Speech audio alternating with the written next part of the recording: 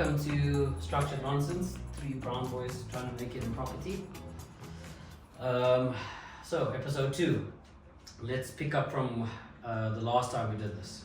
So, Kaya, highlights, lowlights? Highlights would be getting 2 offers in. Pieces of land, built a good connection with the guys. Hopefully there's more to come from them. Lowlights. This is a good thing. This is a good thing. A low light is a good thing. No, that's I don't don't think of one. Oh, that's brilliant. That's brilliant. That's lowlights. fantastic. I would have to say, it's just like cold calling has been a little bit slow. Okay. Yeah, that's fair. Your boss is gonna love to hear that. Sure. You Dex? Highlights. Highlights, lowlights. Highlights have been, we've got 12 deals on the table. Coming for that broker of the year. Busy, yeah? 12 deals on the table. So that's the positive. The lowlights being the time periods in which I wanted to close these deals. So yeah, I was expecting 2 weeks ago to have at least 8 of them closed. Okay. But things just dragged out unnecessarily. But we move. It's DG Property. Keep our head focused. We're still in the game. Patience go. Yeah, exactly. Hey man, the patience game. Brandon Hogan. Highlights, I might be able to pull a rabbit out of a hat. Or a hat out of a rabbit. Or a hat out of a rabbit. There was a deal that I was working on. I couldn't find anything property-wise to suit the guy's requirements, especially because of the areas he was looking in. Something told me to just try to throw him at a different area because there's a property that might make a lot of sense in that area. And yeah, we're doing a viewing in the morning. We'll see how that one goes. With the client. With the client, 100%. So we're going to view tomorrow. Hopefully we can get that off the ground. Low lights, I have a new enemy. That's all. That's all really. I've just got a brand new enemy in life. People don't want to pull the trigger. People want to take their sweet time. This does go hand in hand with Dayton's deals that are upcoming. Yeah, man. I have a new enemy because people want to take their time. I don't know if that's a low light or not. That might be a highlight because now I've got someone on the list. Now you're going to read I'm this gonna to say fight. that. I hope they watch this podcast. I already start looking at other places for you. So if he watches it after he starts. They didn't watch it, I didn't get it. Okay, quickly before we get into the main topic of today, what have you learned recently? Any big thing that you've learned? For me, again, it would just be that building connections with people, no matter how big or small it may feel in the moment. Make sure that your first impression is always good. And yeah, basically just building connections with anybody in the long run will always put you in good stead. You? What I've learned, think out of the box sometimes. Sometimes you need to change your perspective. And once you change your perspective, you're willing to try different ideas, it could work out. Because even if the deal I'm working on doesn't work, God willing it does, but if it doesn't, I'm still happy about it because I was able to show something that he had never seen. Yeah. And that took me thinking out of the box to even suggest that to him. So I'd say, yeah, just change your perspective every now and then, think outside the box. Yourself? For me, it would be finding the right balance of pressure to put on a client. Kind of don't overdo it by nagging them and kind of irritating them, but the right amount of pressure just to steer them into getting to the decision quicker, or sending the documents faster, or getting feedback faster. Because as we found, if you put too little pressure on somebody, you could lose a location. And if you put too much pressure on someone, they tend to either avoid your calls or avoid your emails. Yeah, and I guess to that, if you're going to lose one of the things, you'd rather lose the property than lose the client. Yes. Because the client, you can still, something can happen down the line, but the property, you'll have to just find another one. Well, I still have my gripes, but I hear what you're saying, man. But yeah, that's part of our journey, right? We're all relatively new in the grand scheme of things in property, so the more we learn, the better we'll be. Speaking of which, we have recently gone to an auction. Yes, sir. How was that? I obviously wasn't in attendance. Yeah, so I've been to a few auctions before, so I'd probably say Dayton's the perfect person to ask because that was the first one he's ever been to. So how did you find the auction, sir? How's a newbie?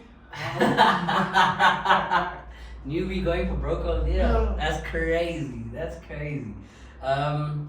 Auctions are insane. It's insane. Like the amount of money floating around, first of all. You know, like that for me is just an eye opener. You know, people are just throwing out crazy numbers in quick succession, and then when you learn that they have to perform, you know, like within quite a short space of time, that was like an eye opener. But I think, you know, the stigma has to be changed. I don't think it's detriment on you at all if your property taking your property to auction. 100%. Because I think the big stigma about it is the fact that it's out of desperation, or it's out of the inability to perform prior to. What is it? Weird things happening. Anyway, Anyway, DG property. it's a wild place. It's a wild place here, man.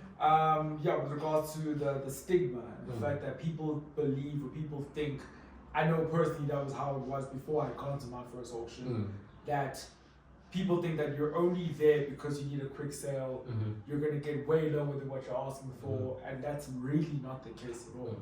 See, like I always used to think like auction was a thing like the bank repossess like your property or your car or something, and then you going and now people are just looking for a quick deal, get like a, you know, like a Fiesta ST at half the price, whatever the case may be. Is where, in this sense, it's kind of a smart play at some point. You know, you can get your property to move quicker, the deal gets over the line quicker, you get your money faster. If you need to go overseas or whatever the case may be, it is a quicker option. And it doesn't mean that you're in, like, you know, you're on your last legs and everything has gone to hell. And I think that there's also not great properties that go to auction because they know that they'll not only that they'll achieve the value that they are looking for, that there are a couple buyers that are going to be in the audience that aren't going to bid against each other. So I mean, there's going to be competition, and more than likely, if your asset is good, you're gonna make a bigger profit on what you expected to make. Exactly, because that's the way I was looking at it, right? You're not only going for like shopping centers or fuel stations or anything. It was like, for the one we went to was mixed use building, and it was like in not exactly posh areas or like middle class areas. It was in like these lower areas, but they were running after them, you know, at high prices. You're probably finding that the person who is letting go of this building either got their asking price or probably more. You know, and again, the stigma comes to it, like, oh no, I'm gonna get half, or I'm gonna get like a couple million less, where, as you said, people are fighting on the floor. Was it you who was saying there was a lady who jumped on stage? Yeah, apparently there was a lady who jumped on stage because she wanted the property so bad that she was just that excited about trying to make it happen. I think what's interesting about the auctions as well is I thought it was kind of like a random person with some money trying to see what's good. Whereas that's not always the case. Sometimes it is specific assets, and the people who are there to make these bids, they know what they're doing. Yeah. Like, it's not these random people who are just trying their luck at anything. They know exactly what they're looking for. They know more or less the price range they're going to need to shoot at, and that's credit to also the auction houses. The database that they have when it comes to people, crazy. They can just reach way more people. The marketing they put into it as well, their reach is ridiculous. You know what? If like we get big enough, that would have been a perfect point to sell like a sponsorship. Yeah, Also, like, you know, also speaking of auction houses, you know, maybe contact with an incentive. I think, I'm not gonna lie, the first auction I ever went to, it definitely, my brain works a little bit funny apparently. It made me think of, is this how it was done back in the day with people? Like how did that work? Was it asset classes where it's like weight division, or what specific like looked at? What are you lifting? How heavy? How much load can you take on? What is your height to Will you be able to carry this piece? You know, how much corn can you pick? How much cotton can you pick? You know, it really did make me wonder, like, how was it done? Was it, I mean, database, they were sending carrier pigeons, like, this auction is going to happen on the 5th of December. And the carrier pigeons were just going crazy, all the masters were coming through, like, alright, cool. What property is Julius? Julius, they knew that shit. No way, man. You can pick some cards. So they were like, the bids are gonna go through the roof, or was it like when the stock got older? They're like, we gotta just, we know we're not gonna. So get auction is a story as old as time. We went from it's an old institution. you know, went from people. It's probably the stigma comes Which is good to the adaptability of auctions too. The fact that they went from people to okay, that's illegal. What can we do now? How can we switch it up? Properties, cars, whatever you want, we can How move. can we stay hot today? We move on to properties now, assets. But it's a game as long as time, man. But really, it made me wonder, like, how was it done back in the day? Like, what made a person take their person to auction? You know what I mean? What made you, like, you went to the auction. You saw the property was losing a bit of value, and you just wanted to cash in. I just want what were your requirements? What were your needs? And you decided, you know what? I think we should move on before this gets offensive. That's it. Okay, my question then. Obviously, the plan. The three of us, obviously have the plan that as we push through property and this experience of property, we make healthy money, and then we build our own portfolios, right? So, the attraction of auction, having now been to auctions and seeing what actually goes on at an auction, when we have this type of money, is that going to be something you look out for? When's the next auction? What property can I pick and flip? Or what property can I pick to generate income? Is that something that you would do? 100%. Obviously, if you start in your portfolio, you wouldn't want to close yourself off to any type of asset or kind of be pick and choose. Obviously, you'd have your preference in what you go for, but you have to go in there with an open mind. The yield would obviously come into play a big part. Compared to what the banks are loaning at, because you want to be making a profit from the get-go. Yes. Of course. So I think going to auction is definitely an option, probably one of the better options, because you can pick up a mixed-use property with multiple tenants. Hopefully you have good leases in there, which will make the yield. I mean, if you're buying properties at a 15% yield in this day and age, 15-16% yield, I mean, you will be winning at the end of the day, and I think auction is probably one of the better places to go to do. This is a part where we need to put like yield explanation on the screen. Not even just yield explanation. I love the answer because he's absolutely correct. Yes. Everything that he said. He also is in the industry, so he understands what he's speaking about. Yeah. So we understand what he's talking about too. If I'm just an person, what do I know about yield? Michaela's little Padawan. You know? And I've got to take into Michaela's account. prize students over here. I'm taking into account, 50% yield. I kind of want to 60%, flip it, yeah. make money. You're just a guy. What if you're just a guy? But don't worry, we'll put it in the description. So like layman's terms, how I'm looking at it is like you're a person, and let's say one of those scams is actually real, where you do have a Nigerian prince in God knows where. Wait, decided to Let me land. Okay. You know the experiences you get where they're like, you've actually gotten X amounts of inheritance. If you send like $100 to us, we'll unlock the inheritance. So I'm saying, this is true, right? You send $100, the inheritance is unlocked. You've got like 20 million rand now. All What right. are you doing just a guy? So you got 20 million rand, you now want to build that portfolio, you want to go to an auction. Why did we Are have you to go buying to this it? Nigerian prince to get The reason to is 20 because- million? Again, we have the knowledge now, so we Yeah. know what we would do. But the Yeah. random person who just falls into money from inheritance, they don't know what they're doing. They just want to build this I'm sure portfolio. there's a better way to get to this. Okay, you played the lotto, you won Powerball. That's There we go. Done. Done. Finished. Money in the account. That's a Sorry, solid property. inclusive of Africa. Okay, now you got 20 million. Yeah. You're buying a mixed use building. Not even just what is What a mixed use building? What you've got 20 million, you're trying to build a portfolio. Right. You know that property is probably the best place to go into. Right. Someone mentions an auction to you. Cool. You're one of the people who's at the auction, just sitting. You've got the book in front of you. There's different lots. What are you doing? What are you doing? So obviously we would know what we would be coming for. Yes. So is it a case of like the average person, will you come to us, for instance, Mhm. seeking that advice, going, listen, I've got X amount. Mhm. I want to invest the amount, the money that I've got into property assets. Mhm. What type of assets should I be looking for? What type of prices should I be paying for said assets? Mhm. That's kind of where I'm getting at. That. What advice would the layman get? All right. Let me shorten his whole thing because let's start easy and simple. I get what you're saying. I get what you're Does saying. it make sense? Would you advise a first-time buyer with recently acquired wealth Yeah. want to go to an auction? Yes. Okay, I so would. that's out the way. Okay. Cool. Now, with regards to yield and return on investment and things like that, how would you advise a person in terms of what type of property to purchase? So Right?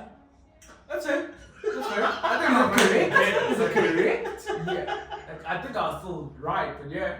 No, but You took it and you remixed it. Yeah. Mine was like the 7-minute version. You- you had the radio. you edit. had to 7 take the minutes garden song. route. Yeah. You had to take the Gave garden me the route. radio edits, and that's fine. It's not the same song, but it was the radio edits of it. But anyway, So what was your question again? my story makes sense. Whereas now your shortest version condensed into mine. Okay, new time buyer, newly acquired. Well, you already said yes. You'll advise them to go to auction. At an auction, What are you looking for? what properties would you advise them to, go for primarily? I would, as someone who would be new into the market, I'd push them on something that would be quite easily manageable. Okay. For majority of people, you obviously know, as an investor, Resi is a slight problem, but if you do not have the capital, that's probably your best bet. Reason being they sign shorter term leases. You have a guy or a couple of guys who maybe are a month behind on payment. So for you to manage that, you'd obviously have to have someone who is constantly on the property, managing the property. Okay, this is broken. This needs to get fixed. It would be your best buy because you don't have the capital, but as long as you manage it correctly, it will be able to work out for you. Reason why I say mixed use property would be some retail as well as residential. Reason I say that, Give an example. of a mixed use property, Yeah. Like a block of flats. With a block of shops flats at with the shops bottom. at the bottom. Done. Okay, there we go. Okay. We're saying to the general, I don't Because know the property. radio edits is not asking for long explanations. I was like, must I give it an address? See how people forget? And you were saying, God, but you got rookies, bro. Yes. Reason being is that with the retail at the bottom, you know that you'll always have constant feet going there. People at the top will obviously shop from the bottom. It will be small little stores. There wouldn't be anything big. Maybe we'll have a barber, a little supermarket. If you could get good leases out of them, that's obviously security for you. But to me, that would be your best buy instead of just going into buying a block of flats that is high managed. So your stance would be just to make sure you can maintain Yes. what you've got. Yes, And 100%. you'd also push someone towards, obviously, if you're gonna try to invest the money, it's gotta be income generating. Yes. Got you. So with new buyers, you'd advise them against fuel stations. If your knowledge of fuel stations is not there, which obviously we would be able to assist with, but if it isn't there, then I would suggest against a fuel station. Just as I would suggest against going to buy a mall or going to buy an industrial property, which are a lot more complicated assets. I think as a new time buyer, you want to see profit quickly. In those type of assets, you see profit, but obviously because of your asking prices slightly higher, it would take longer for you to actually see your value in the property. Which I think that's interesting, the point you made there, because in my head at least, I would assume buying a mixed-use building, depending on the amounts of flats. So let's say you've got like 20 flats, and then you've got the retail underneath. That's, let's say 20 flats and 5 shops at the bottom.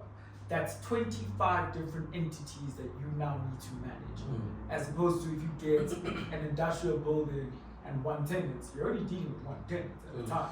The prices or the expenses might be higher That's what I was going to say. with an industrial, but there's less of a headache to deal with because you're not dealing with 7 of the 20. 7 people don't want to pay. They just want to live there. They're not really trying to pay rent and all that. You now need to tackle that issue. You can't just put them onto the streets. I mean, you shouldn't. Can't put them onto the streets. You know, that in my head would be like so much more of a headache. Because if you now got the leases at the shops, you've got the leases for your tenants, there's a lot more to manage. As opposed to going for like an industrial building. I think, so firstly, I think the 20 apartments, 5 retailers, that's quite a bit to manage in general. Got you. As a property, I think that's also quite a bit. The income you're looking at, it's a good amount of income. I think, obviously, we're taking out you winning the Powerball. if you have, let's say, sub 4 million rand to work with, would you rather go pick up an industrial property or anything else? Would you go industrial? Because speaking of industrial, would you rather go pick up an industrial property that's slightly run down, maybe, or run down with a tenant that's signed a year lease, and you know a year isn't enough security for yourself. If they have to leave, you have a dilapidated property, and you're going to struggle to get somebody in there, which is probably also in a bad area. I mean, what are you going to pick up that's good industrial for that price? Whereas if you have 4 million and you're going into mixed use, you'll probably be able to find something in a better area. Building looks slightly better. Maybe you need some touch-ups here and there. Smaller scale, so maybe 8 resi and 3 retailers at the bottom, which to me just sounds better already. I mean, if it's in a better area, people have more security, the apartments there aren't gonna, you know, they'll be comfortable staying there. That's just where I would say. And because of the number of tenants, it's easier to manage. Yes. That's what I would say. And I'm fully with you, I understand what you mean. Do you think then, to an extent, you'd have to warn the person about like the reverse stigma? So we obviously know the stigma as far as if you own the assets, you take them into auction, the stigma is that you're trying to sell it quickly to, you know, you're in debt, maybe it's repossessed, or you're trying to make a quick buck. The reverse being now, as someone who's walked into the auction, do you think you're walking in there about to get a bargain? Because I think it also would definitely be worthwhile to explain to the person that, listen, this is the nature of the assets, this is the area that it's in, this is the situation going on, which again, I think auction houses are great at counseling this on both sides. The seller or the person whose property is going to auction, as well as the purchasers, where everyone kind of knows what they're getting themselves into. Because you could walk in there with your 4 million rand from Powerball thinking, okay, cool, there's a mixed use building, I'm going to pick this thing up for like 750k. Then all of a sudden there are 3 other people in the room who want the same building. Now you've gone from 850 to, okay, we just crossed a million, we just crossed 1.5, okay, we're at 2.5 now, and I still need to take into account there might be maintenance I need to do, there might be fixes I need to do. This will now swallow my entire 4 million, or even exceed the 4 million. Because I do think that's also another stigma, is that people think you're walking in there to get a very hot bargain and carry on. Not realizing that if that stock or if that piece, that asset is in high demand enough, you're going for a bidding war. We're going back and forth. 100%. For me, I think the guys that, obviously what you see and what you hear is 2 different things, but the guys that go to auction have done their, like Damon said, you have to, once you have said, okay, property, mine, yes, you have to perform straight away. Guys that go there have done their due diligence, they've done their homework on the property, they know, they've gotten insight from other people. Even if you are a first time buyer, they've gotten insight from other people. What do you think about this? The knowledge that they go into, nobody, or at least let's say 98% of the people that go into them never go in blind. So they know as soon as the property reaches this, they know, okay, this is overpriced now, I'm stepping out. If they decide to carry on, that's obviously up to them. I mean, some people might have an ego or something like that, but I think there are a lot of smart people that do that prior to the auction. that say once it reaches this, if it does, I need to step away because I won't be able to afford it. First of all, it's too taking a loss. You will be taking a loss to them. Just to start that stigma of auctions being treated as like Black Friday specials on different assets. No. Which also, how crazy would it be? Oh, yeah, back in You the take day a second auctions- to click it. back in the day auctions, they have a Black Friday special for when they were selling slaves. That would have been crazy too. Sorry, Martin. I wanted to say, Kai, you need to speak louder. But they can hear me. No, I'm thinking from the last one. This is louder than the last one, is it not? Yes, you asked You. me. You No, said yes, very me loud. specifically. Me specifically. Yeah, just scream. Okay. By the way, on our Yeah. next episode, she'll be on. You'll be on the same tone as these two when they talk normally. They scream normally. Bye. I felt racially charged.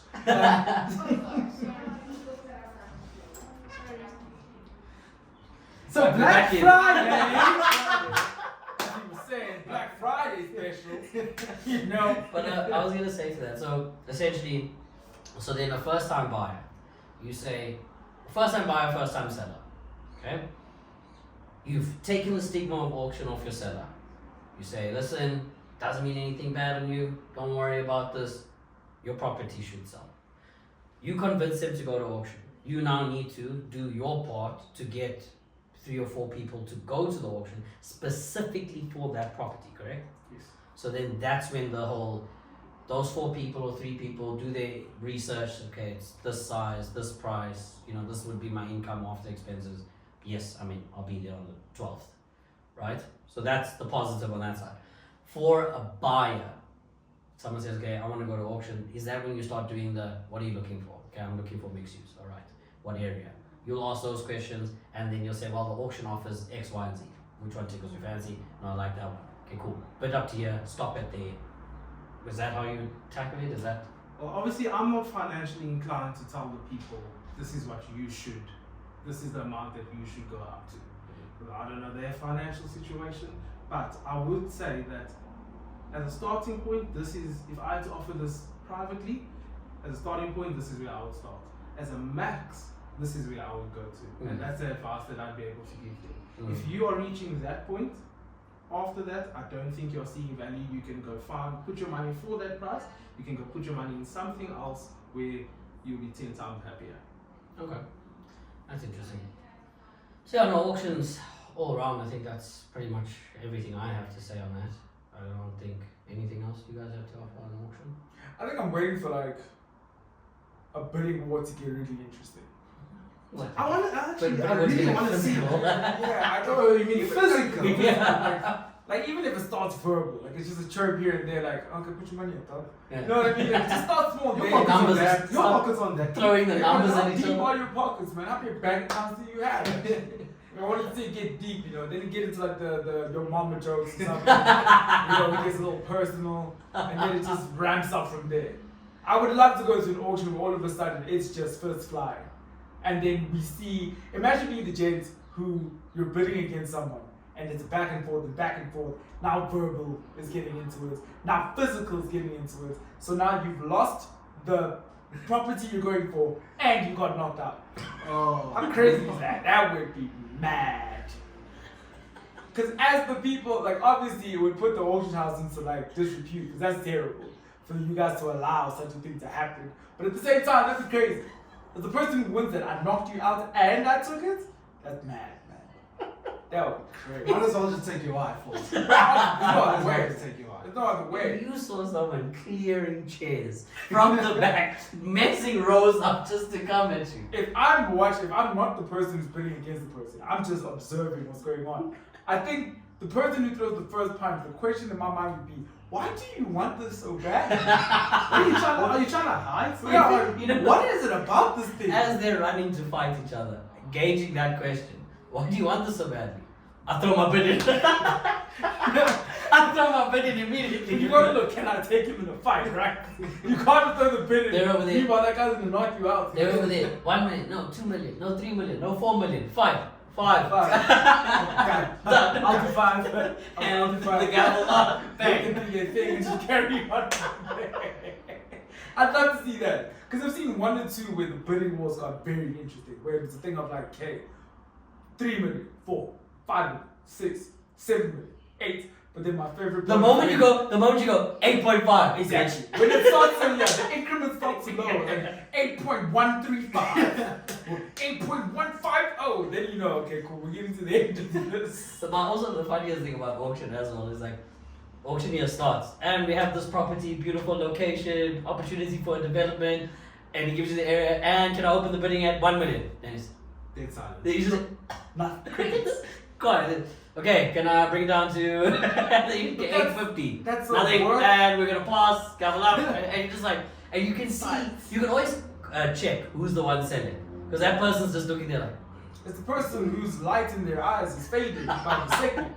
Because that's also the negative stigma that can happen. That Yeah. it can It can take go its up own yeah, and we side. have to be, It doesn't yes, sell. we have to be Yeah. honest. It It can might pass. not sell. But the thing is, I think with the auction houses, they counsel them and okay, if your property doesn't sell, Mm. they know that when they drop the price, they can't drop the price to stupid amount to make sure that it just gets sold. Mm. Because at the end of the day, they don't get their money. The seller doesn't get their money, which obviously they won't be happy with if it's too low. Yeah. So I mean, if they go a million, if they go 900, okay, 850, okay, done. They know if they're getting anything lower than that, no one's making money at the end of the day. Yeah, That's somewhere clear. the time. Yeah. So I think auction houses are very smart in that sense. I would feel, I feel so hard done by. You convinced me to go to auction. I get to auction. Okay, can we start at 1 million? 850. Okay, pass. But at the Just same so- time, you could also be the person going there going, okay, cool, we'll start at 1 million. 2, 3, 4, 5. You just have to wait. And you're there going, Yeah. like, what do you mean? Like, I thought I was gonna walk away with like 900. If it was my What property, do you if mean? it was my property and it was going up like that, I'd just be in the background, a bit more. But for me, I think that's also to a large extent the reason why we haven't won the Powerball yet. We're too competitive. We're getting to that auction, we have a piece of asset that all 3 of us want. Oh, we're going crazy. We're going absolutely crazy. What? 10 million, 20, get your money up. 40, talk now, 45, let's go 50, talk. Now you gotta go I know over one this of us as well. If you start going down in smaller, once you hit that like 45, someone's going, pitch. Yeah, we're laughing. We're laughing. It's like I saw on Twitter, I think it might have been Mark Cuban, I could be mistaken. Someone wanted to buy Twitter, and Elon Musk pretty much responded with like, dog, you're too broke to buy this. A billionaire calling a billionaire broke is insane. That's insane. You're only worth 6 billion, get your money up. Is insane. That's the type of things we would do at that auction though. We'd be like, what do you mean? What do you mean? You just go up by 50 grand, get your money up, dog. Now you gotta go over and explain that. Listen, my budget was 10. I spent 110 for what? For a small farm. Just for the love of the game. Yeah, we're gonna build. We've got good wine now at least. We bought a vineyard, a very small vineyard. The house looks like the house from Courage the Cowardly Dog, but there's definitely the coast. It's haunted for sure, but no, we'll be okay. We spent everything on it. The life savings is gone, but we'll build a life there. It's fine. But I guess that's why, when we start building our portfolios, we definitely need someone to manage it for us. No, I Just based on what I will we not just be said. able, I can say for a fact, I will not be able to do it myself. And I won't do it myself. Because if the 3 of us go and like we're sitting there, mixed use building comes up. Kaya, you say justice, and I think I'm gonna put on that. I like the return on investment is gonna be good. And you start bidding, and you're being beaten by someone. We're going to call you in. We're going to absolutely say, bro, Get your money, dude, out. you have to go. You said you want. And because you're competitive, you go, you know what, yeah, screw it. 8. Afterwards, we laugh at you, and then you go, I only came here with a budget of 5. Guys, I need a low fall. They need to perform. This is an auction. I'm wasting time here. Perform. Now, I definitely need someone to manage my portfolio because I'll go out there and just buy things for clears. Yeah, 100%. Especially if I have that kind of money. If I don't spend it on a car, first of all, whatever's left over from buying the car. Your car's Liability. You're gonna go buy the car, go to auction, overpay, then your car repayments you can't pay, and then your car's gonna go to auction. I mean, it is what it is at the end of the day.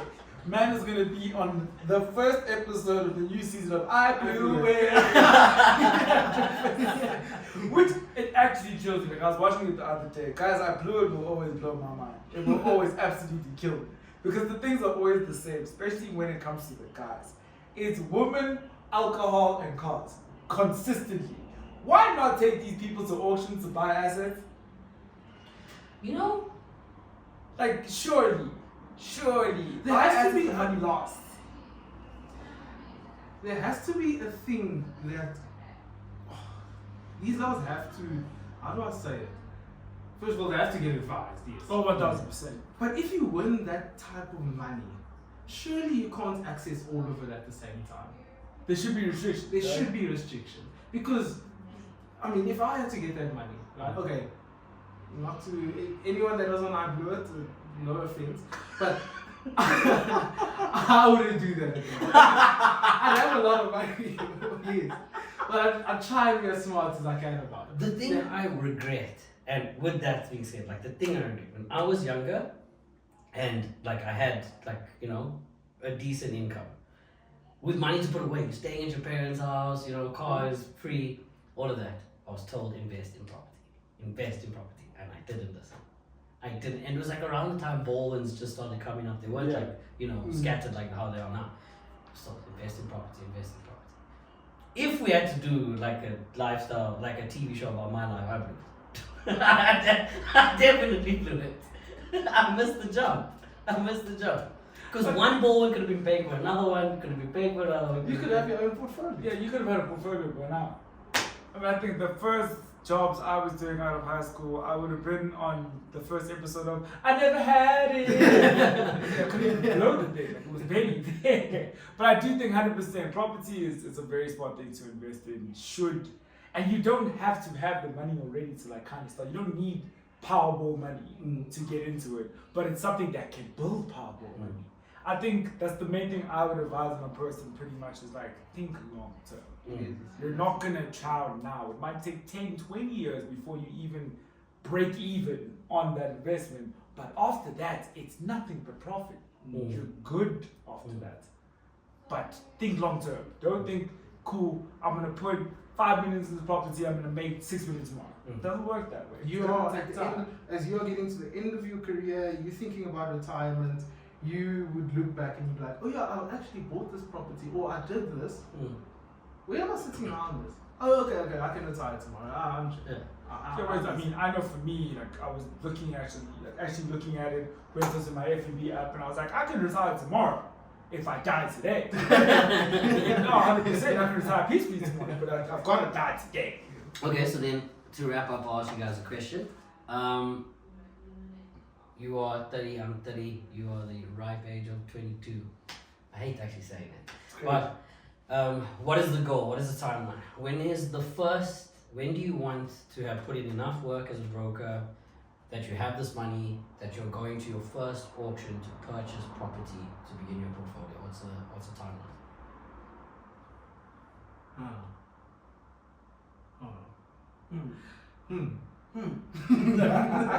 I want to say healthy 32.